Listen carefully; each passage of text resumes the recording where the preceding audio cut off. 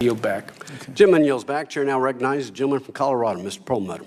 Mr. Secretary, thanks for taking the time today to visit with us. Let me preface my remarks. Mr. Ellison started talking about the housing situation in the Minneapolis area, where affordable housing is really becoming hard to find. In Colorado, my district, I represent the suburbs of Denver. In the Denver metropolitan area, we've enjoyed a good economy probably 5-6 years running, to the point where in my district, I've been under 3% unemployment for at least 5 years now, so very strong. But as a consequence, we've seen a lot of congestion in our highways, so an infrastructure issue, and housing, particularly for the disabled, the elderly, the low to moderate income, has really become hard to find. So my question to you is, what are you going to do about it? Well, first of all, I should congratulate you. I've been to the Denver Housing Authority. I've seen some of the incredible things that are going on there. It's really quite impressive. And some of the things that are being done for the veterans there also. Yes. Very, very impressive.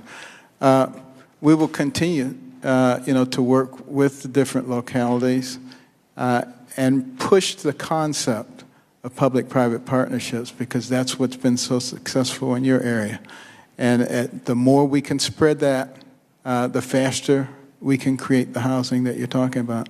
Thank you. So I guess one of the things I'm concerned about is just sort of what I see, the continued sort of pairing of sort of the housing line items for the elderly, the disabled, low to moderate income in your budget, in the HUD budget.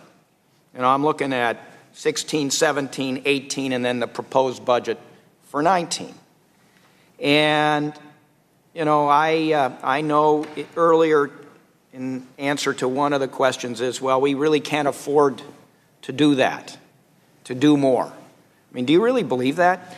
Well, I don't think I said we couldn't do more. I said we have to be fiscally responsible. All right. So, and I agree with you 100%. So now we're going to do a little math, okay? Because you're, a super scholar, and I'll help you because I've already done the math.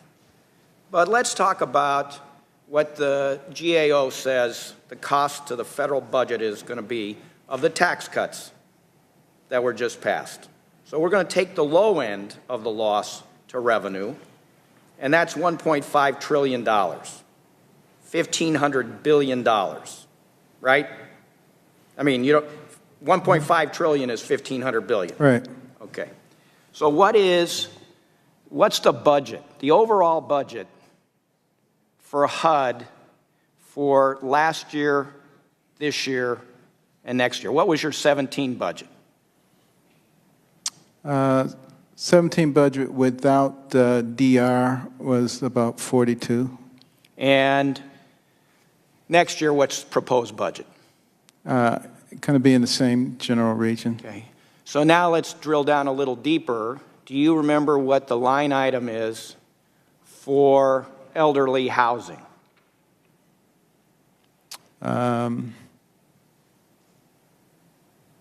Let me help you. At least for 18, it was about $666 billion, or up to about $7. It had been up at $721 billion, then cut a little bit more. But for argument's sake, let's say $700 million. Right, but it ended up substantially more than that. Because of the House. We gave a little more. But it had been cut, true? Right. And do you know what persons with disabilities, what that line item is? And I'll just help you. It's, at least in your budget, it was $175 million. Mm-hmm. Do you have any idea for how many years